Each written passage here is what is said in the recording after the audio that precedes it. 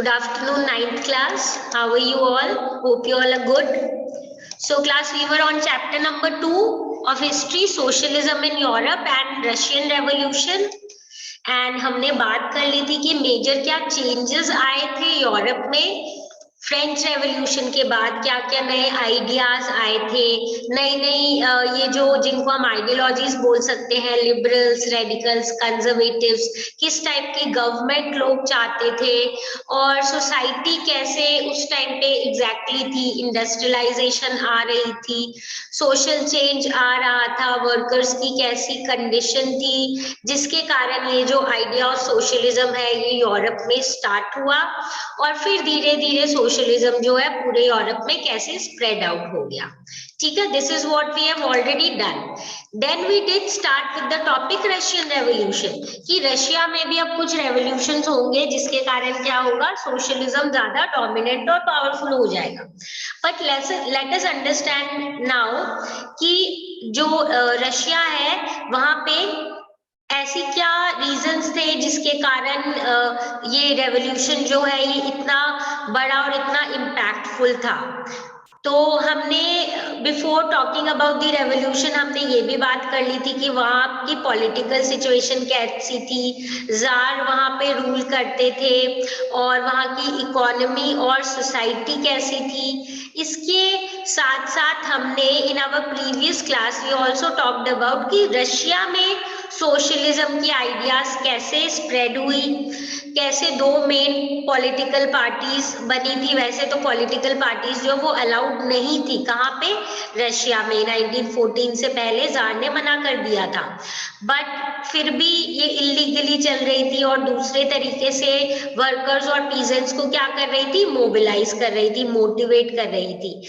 तो कैसे social Democrat workers party चाहते थे कि जो मेन फोर्स हो रेवोल्यूशन का वो वर्कर्स हो, और जो सोशलिस्ट रेवोल्यूशनरी पार्टी है वो चाहती थी कि पीजेंट्स जो है वो मेन फोर्स हो इसका, रेवोल्यूशन का। दोनों जो एक जो democratic social democratic workers party है वो 1898 में फॉर्म हुई थी और हमारी सोशल रेवोल्यूशनरी पार्टी 1900।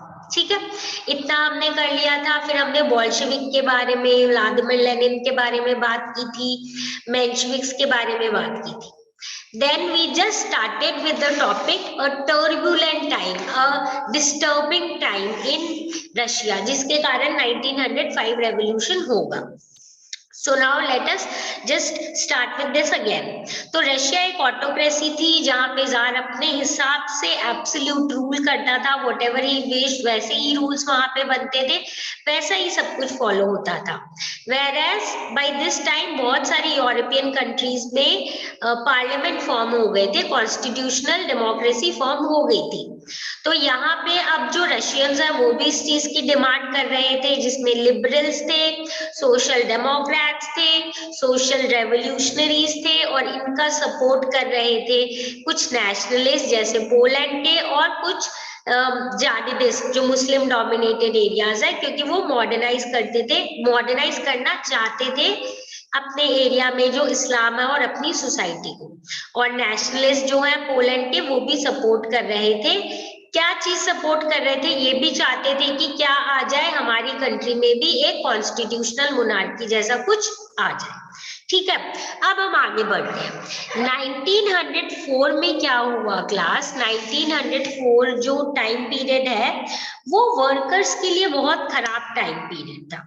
ठीक है, तो हम ये बोल सकते हैं कि इस टाइम पे क्या हुआ था, जो अपनी असेंशियल गुड्स होते हैं, असेंशियल मतलब जो डेली अपने नीड्स वाले होते हैं, जो हमारा बेसिक रिक्वायरमेंट होता है, वो क्या है, वो सारा का सारा उनके प्राइसेस क्या हो गए थे, बहुत ज्यादा हाई हो गए थे, यानी कि इन्फ्लेशन जैसे आ गया था, एसेंशियल गुड्स के प्राइस जो है वो राइज हो गए थे। बट रियल वेजेस जो है वो नहीं बढ़े थे, बल्कि रियल वेजेस जो है इसके कारण 20% डिक्लाइन हो गए थे। Now what exactly do we mean by real wages, ये भी देख लेते हैं हम। रियल वेजेस होता है बेसिकली, हम बोल सकते हैं कि एक पर्टिकुलर अमाउंट ऑफ मनी में आप कितनी चीजें खरीद सकते हैं, ठीक है, उसको हम क्या बोल देते हैं, उसको हम बोल देते हैं रियल वेज। मतलब हम एक तरीके से बोल दो परचेजिंग पावर। तो रियल वेज से हमें ये पता चलता है कि आपकी जो प्रेजेंट सैलरी है या जो प्रेजेंट इनकम है उसमें से आप कितनी चीजें खरीद सकते हो, ठीक है, डेली रिक्वायरमेंट्स की सबसे जरूरी जो चीजें होती है, your food, your clothing and all the sort of things, ठीक है।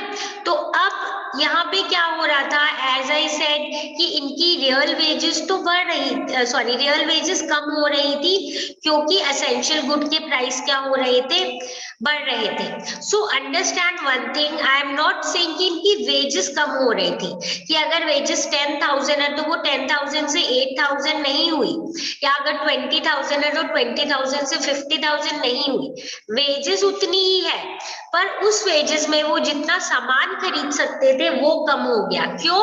क्योंकि चीजों के प्राइस क्या हो गए, ज्यादा हो गए। यानी आप पहले अपनी इनकम में अगर इजीली जो डेली जरूरत की चीजें थी, चाहे वो आपका सपोज ब्रेड हो या आपके और जो भी खाने की एसेंशियल आइटम्स हो, वो पहले जितना खरीद सकते थे अब उतने नहीं खरीद सकते आपके बजट के हिसाब से, क्योंकि चाहे आपके वेजेस सेम हो पर जो एसेंशियल गुड्स है उनके प्राइसेस क्या हो गए हैं, बढ़ गए हैं। तो इस टाइम पे वर्कर्स के लिए प्रॉब्लमेटिक पहली सिचुएशन थी। I think real wages clear हो गया होगा सबको, रियल वेजेस कम हो गई थी 20% से।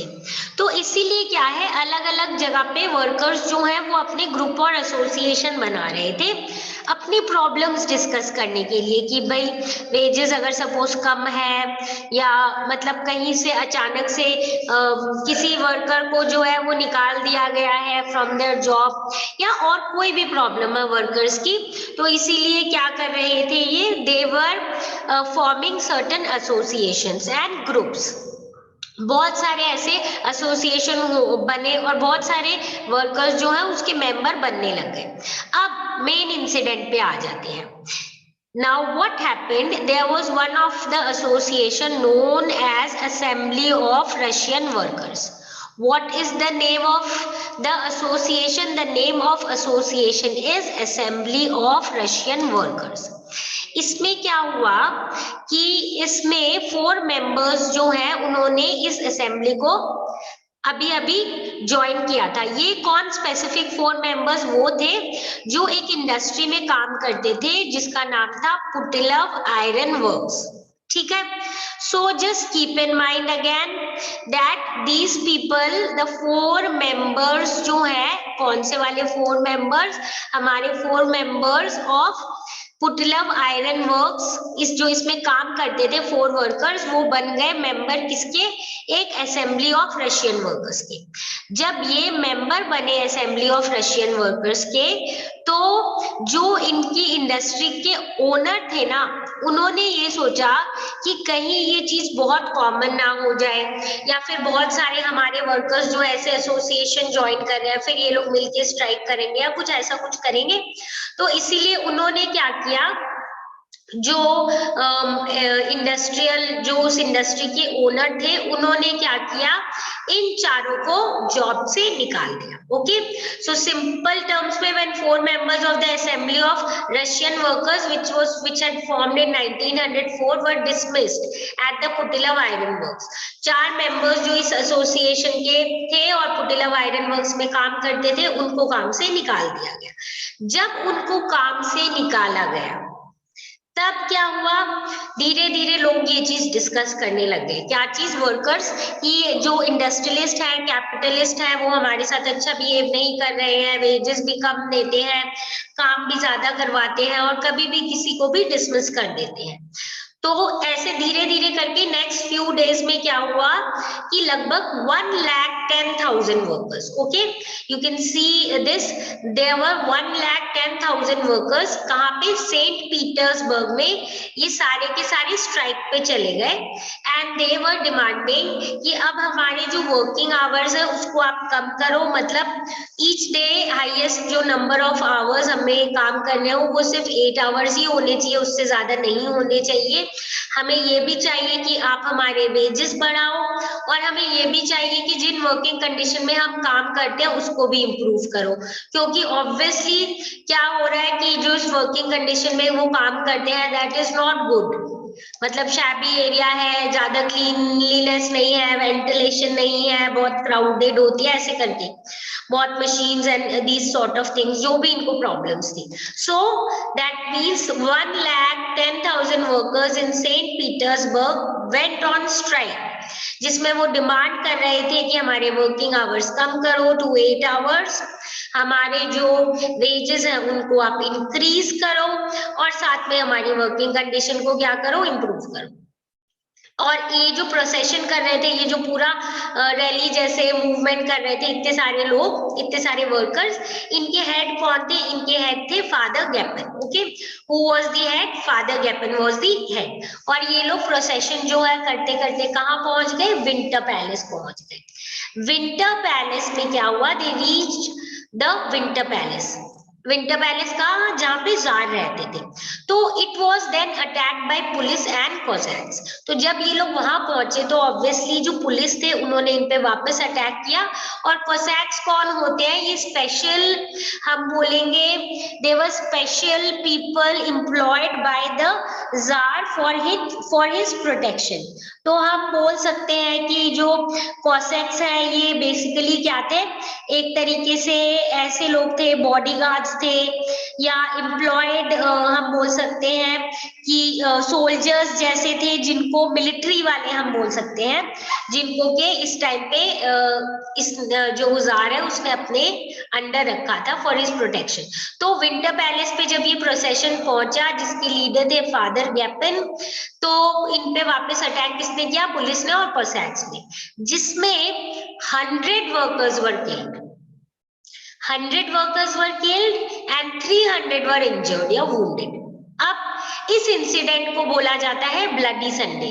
Why is it called bloody Sunday? Because it was a Sunday and इतना ज्यादा bloodshed हुआ था, because these people were just asking for their demands, तो इसीलिए इसको बोला जाता है ब्लडी संडे। अब क्या हुआ? जैसे ही ये न्यूज सब जगह पहुंची कि जो जार की पुलिस और कोसैक्स है उन्होंने वर्कर्स पे इस तरीके से अटैक किया है, तो बहुत सारे ऐसे धीरे धीरे इवेंट स्टार्ट हो गए, बहुत सारे लोग स्ट्राइक पे चले गए। और इसी इवेंट से, इसी इंसिडेंट से हम बोल सकते हैं 1905 रेवोल्यूशन जो है वो स्टार्ट हुआ। अब क्या हुआ? यहाँ पे स्ट्राइक्स जो है धीरे धीरे पूरी कंट्री में फैल गई। स्टूडेंट्स जो है उन्होंने स्ट्राइक कर दी, वो यूनिवर्सिटीज नहीं जा रहे थे, बोल रहे थे इसका मतलब तो लोगों के पास अपने fundamental rights, common rights, civil liberties, freedom है ही नहीं, क्योंकि वो अपनी बात कहने के लिए प्रोटेस्ट कर रहे हैं और उनपे इस तरीके से अटैक किया जा रहा है। तो इसीलिए यूनिवर्सिटीज में स्टूडेंट्स ने स्ट्राइक कर दी, लॉयर्स, डॉक्टर्स और इंजीनियर्स ने भी स्ट्राइक कर दी, मिडिल क्लास वर्कर्स ने भी स्ट्राइक कर ली। अब इतने सारे सेक्शन जो है उन सब ने मिलके क्या बनाया? Union of unions. क्योंकि एक सेक्शन नहीं है, इसमें बहुत सारे सेक्शन है। एक होता तो हम बोल देते उनका यूनियन है, पर ये हो क्या गया? Union of unions. ठीक है, तो यूनियन ऑफ यूनियन सब लोगों ने बना लिया, जिसमें वर्कर्स भी थे, lawyers, doctors, students, engineer, middle class workers, almost every section of the society. और ये सब अब क्या डिमांड कर रहे थे कि हमें चाहिए एक constituent assembly. What do we want? We want a constituent assembly. Okay. Up now the Tsar understood that people are very annoyed and they are protesting in big way. तो that means उनको कुछ ना कुछ तो ऐसा करना ही पड़ेगा, समझना ही पड़ेगा, कुछ बातें जो है वो लोगों की माननी ही पड़ेगी। So during 1905 revolution, the Tsar allowed the creation of an elected consultative parliament, जिसको बोला जाता है ड्यूमा। ठीक है, सो अब देख लो, ये जो पूरा रेवोल्यूशन हुआ, पहले से वर्कर्स डिमांड कर रहे थे, फिर सब लोग आ गए थे यूनियन ऑफ यूनियन में और बोला हमें चाहिए कॉन्स्टिट्यूएंट असेंबली। तो इसीलिए 1905 रेवोल्यूशन के बाद जो जार है उन्होंने बोला ठीक है, हम एक इलेक्टेड कंसल्टेटिव पार्लियामेंट जो है वो बनाएंगे, जिसको हम बोलेंगे ड्यूमा।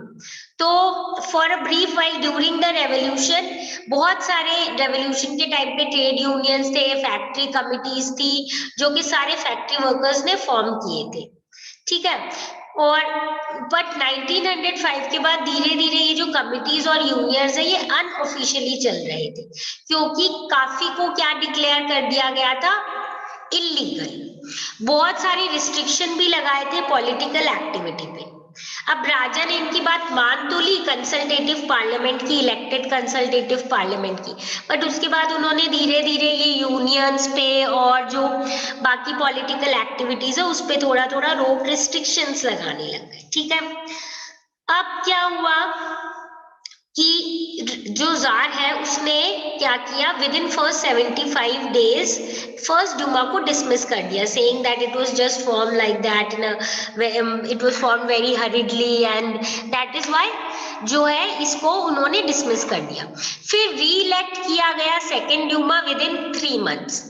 उसके बाद धीरे धीरे क्या है, the tsar again thought that I will have to do something to regain my power and so that nobody questions me, क्योंकि ही डिड नॉट, अभी तक वो एकदम ही वाज रूलिंग ऑटोक्रेटिकली, अपने हिसाब से पूरा रूल कर रहे थे, तो उनके लिए एक बहुत मतलब नेगेटिव चीज थी, और समवेयर मतलब उनका पावर कम हो गया था, तो he did not want now people to question him and he did not want that his power should be somewhere reduced in any way, ठीक है। तो उन्होंने उसके बाद क्या किया, धीरे धीरे कुछ वोटिंग लॉस चेंज कर दिए, और ऐसे चेंज किए कि अब जब इलेक्शन हुआ थर्ड ड्यूमा के टाइम, तो थर्ड ड्यूमा के मेंबर्स ज्यादातर कौन थे, कंजर्वेटिव पॉलिटिशियंस।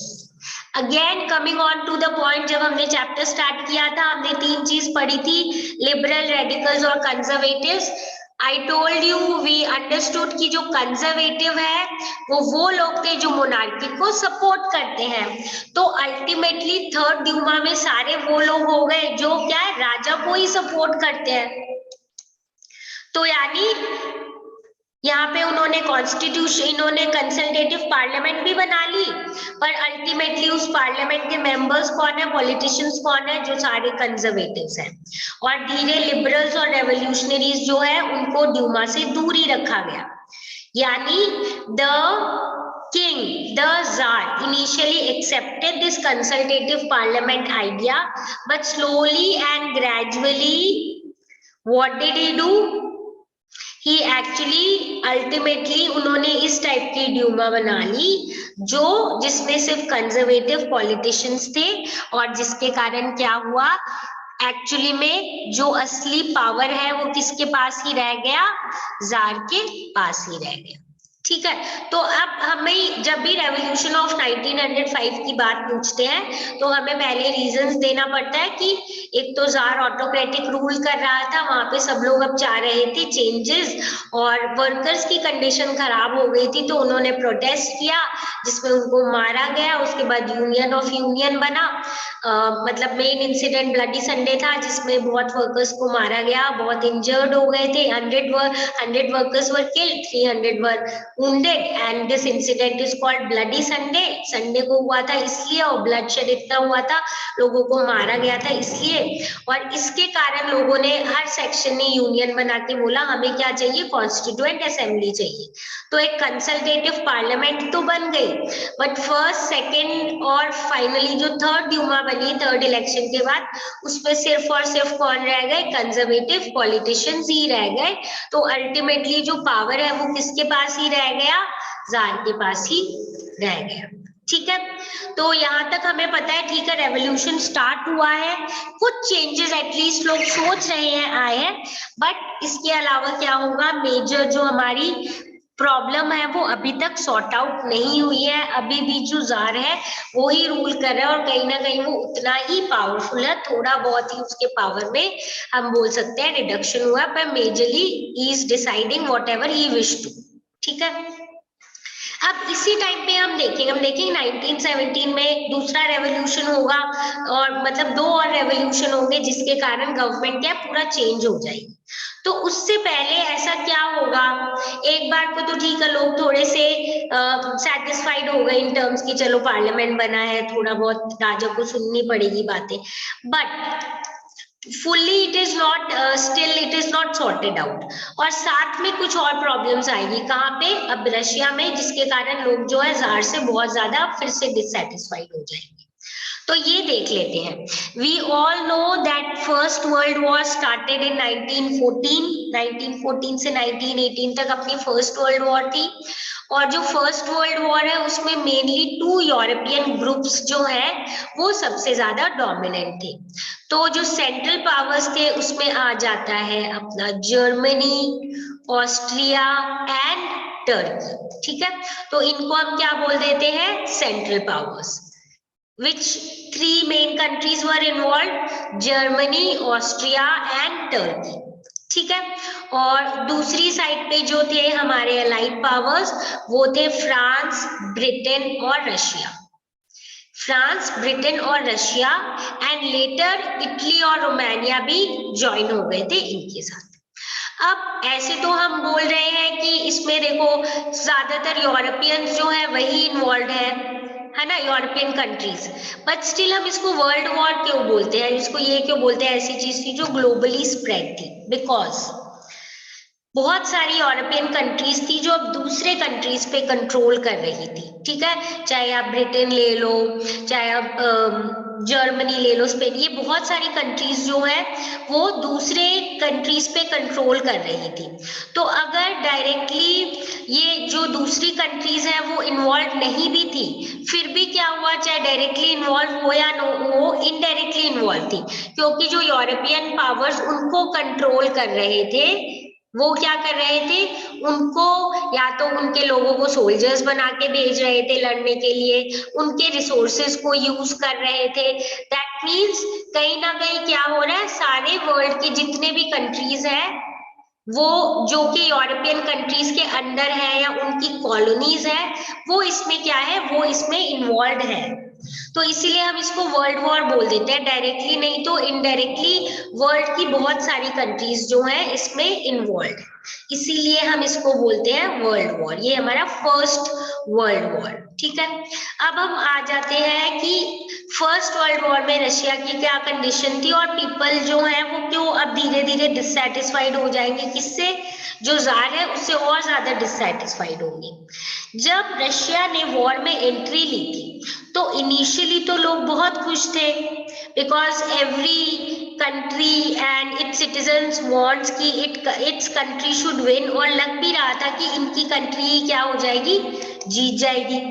तो लोग भी खुश थे कि हाँ हमारी कंट्री जीतेगी and we will be the victorious one, और हम लोग पावरफुल हो जाएंगे and we will be considered one of the powerful country in Europe, ठीक है। तो इनिशियली तो वॉर बहुत पॉपुलर था और पीपल जो है वो जार निकोलस के साथ साथ खुश थे कि हाँ इन्होंने वॉर में एंट्री ली। पर जैसे जैसे वॉर कंटिन्यू हुआ ना, वैसे वैसे लोग जो है थोड़े से अपसेट हो गए। क्यों अपसेट हो गए, सबसे पहली चीज, ड्यूमा हमने बोला फॉर्म हुई थी, ड्यूमा फॉर्म होने के बाद क्या हुआ कि ठीक है, थर्ड ड्यूमा में मेनली कौन लोग थे, कंजर्वेटिव्स थे तो कंजर्वेटिव्स जो सपोर्ट कर रहे थे मोनार्की को, पर फिर भी है तो वो कॉन्स्टिट्यूएंट असेंबली, है तो वो कंसल्टेटिव पार्लियामेंट। तो अगर जार को कोई भी इंपॉर्टेंट डिसीजन लेना है कंट्री का तो उनको कंसल्ट करना चाहिए इन लोगों को, है ना, ड्यूमा के मेंबर्स को, but the Tsar refused to consult them and he was doing whatever he wished, और जिस पे या फिर जिन पे वो बिलीव करता है सिर्फ उनकी बात ही सुन रहे थे।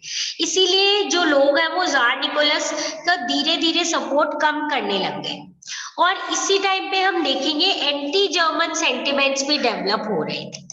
एंटी जर्मन क्यों, आप देख सकते हो जर्मनी ऑपोजिट ग्रुप में है रशिया के, है ना, Germany is in the opposite group of Russia. तो जर्मनी और रशिया जो आसपास है वो आपस में भी लड़ रहे थे। तो अब क्या हुआ, जर्मनी के अगेंस्ट जो है रशियंस के अंदर फीलिंग मतलब एनिमिटी और ऐसी फीलिंग्स डेवलप हो गई थी कि ये हमारे दुश्मन है और हमें इनसे लड़ाई करनी है, मतलब एंटी जर्मन सेंटिमेंट्स डेवलप हो गए थे। इसका एक एग्जाम्पल हम देखेंगे। हमने जो सेंट पीटर्सबर्ग के बारे में इतनी देर से पढ़ रहे हैं ना कि मेनली इंडस्ट्रियल पॉकेट्स वहां थी, वहां पे मेन जो वर्कर्स है वो प्रोटेस्ट कर रहे थे और ये सारी चीजें।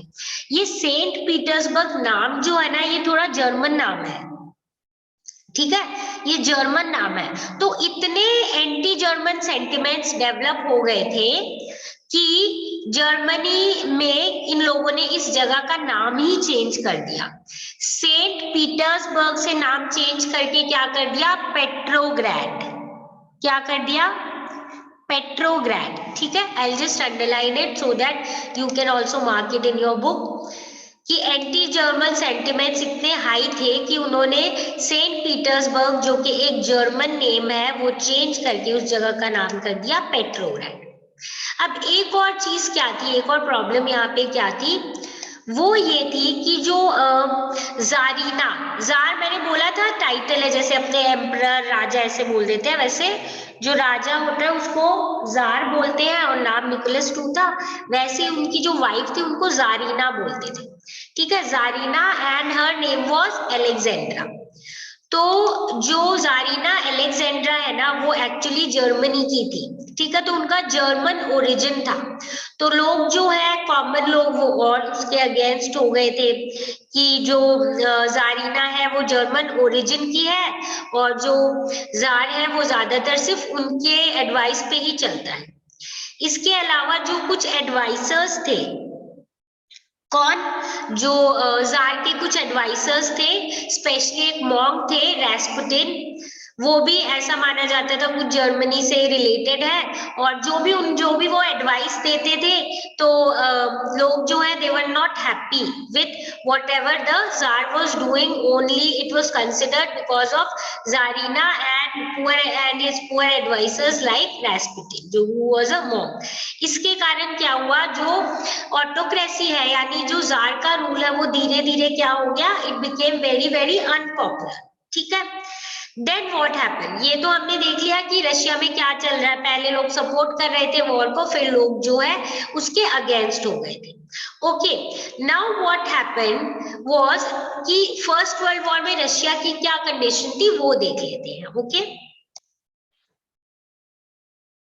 सो now when we talk about this first world war, और फर्स्ट वर्ल्ड वॉर में रशिया जो है वो कैसे प्रोसीड कर रही थी और उसके लोग जो है वो किस तरीके से धीरे धीरे डिससेटिस्फाइड और अनहैप्पी हो गए थे जार से वॉर के कारण, वो देख लेते हैं।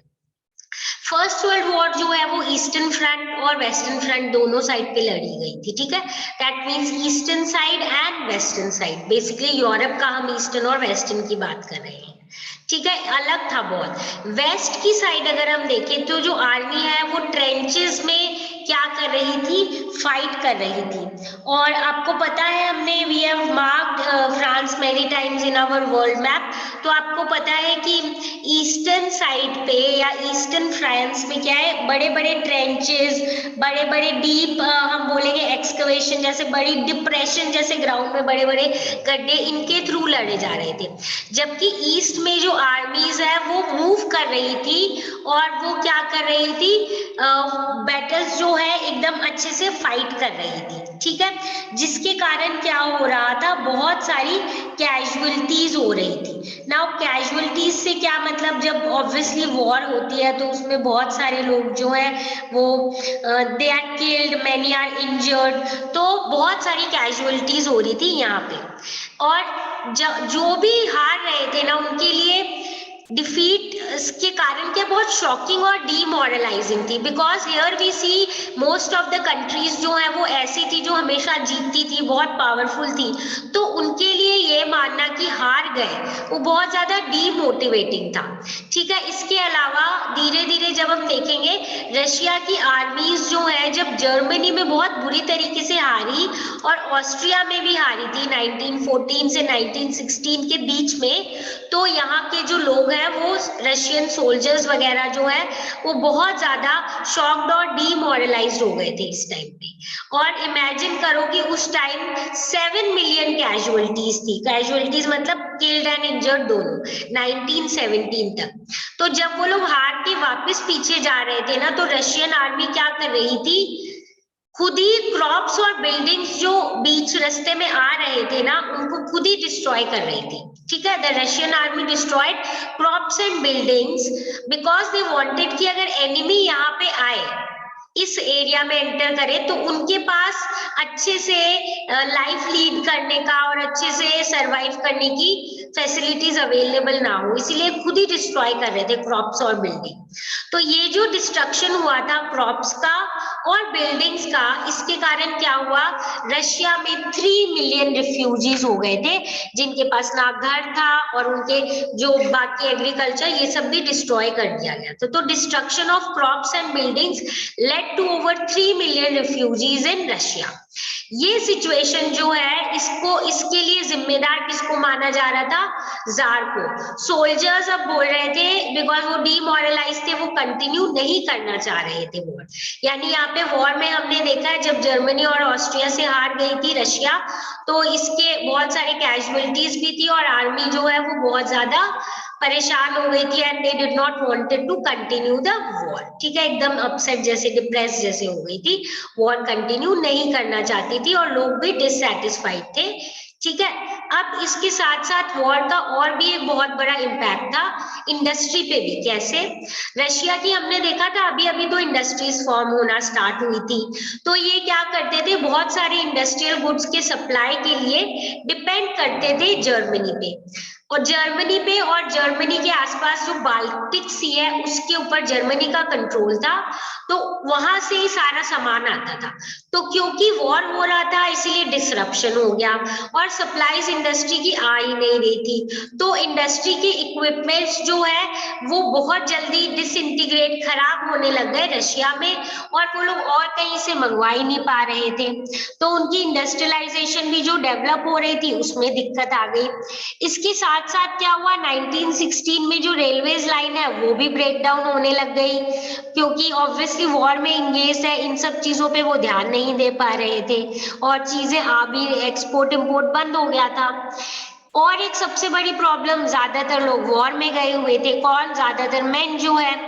इसके कारण क्या हुआ, लेबर शॉर्टेज हो गई, क्योंकि जब वॉर में लड़ने के लिए गए हैं तो फैक्ट्रीज और बाकी जगह वर्कर्स की कमी हो गई, तो बहुत सारे स्मॉल वर्कशॉप वगैरह जो है वो शट डाउन हो गए।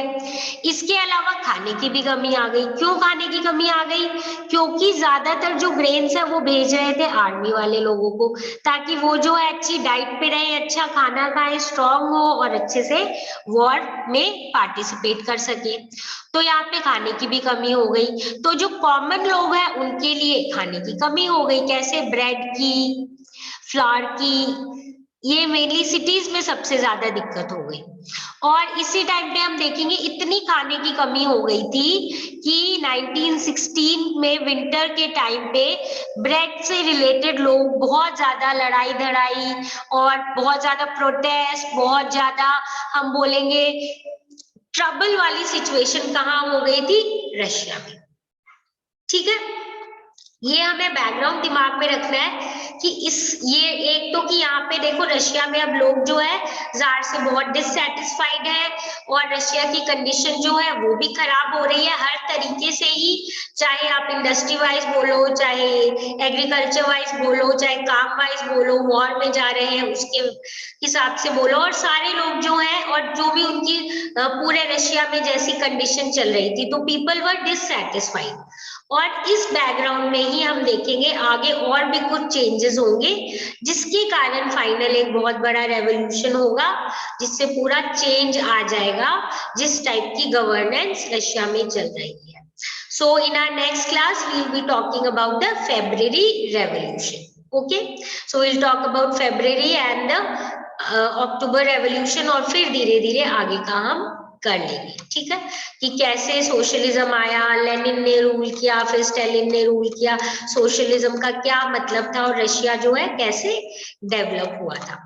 ठीक है, so this is it for today. I suppose आज जितना भी हमने किया है must be clear to you people. If you have any doubt relating to whatever we have covered, just come back with your doubts and we'll discuss and sort it out. So now meet you all in the next class.